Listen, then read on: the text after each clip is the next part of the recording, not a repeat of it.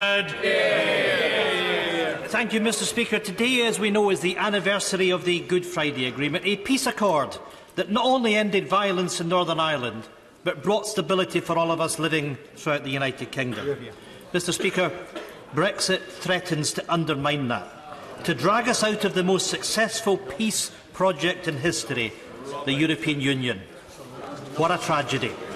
Mr. Speaker, it is now 1 week since talks began between the Tory government and the Labour Party.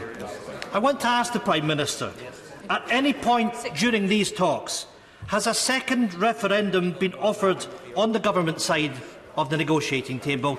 Yes or no, Prime Minister? My position on a second referendum, the government's position has not changed. The House has rejected a second referendum 2 times. Now, when we come to a deal, we will have to ensure that legislation goes through this House. Of course, it may be that there are those in this House that wish to press that issue as the legislation goes through. But my position on this has not changed. Ian Blackford. Well, it was a very simple question, Mr. Speaker. Has a referendum been offered, yes or no? Mr. Speaker, people can't have faith in a backroom deal cooked up by 2 leaders who don't possess the ingredients to hold their parties together, never mind hold these islands together.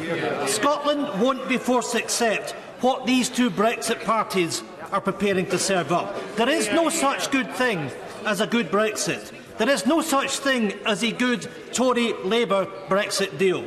The Prime Minister must recognise the difference between what she believes is duty, but what the rest of us see as delusion. In her final days as Prime Minister, will she accept the EU offer of a long extension, accept that she has run out of road, and accept that the only choice now is to put this back to the people?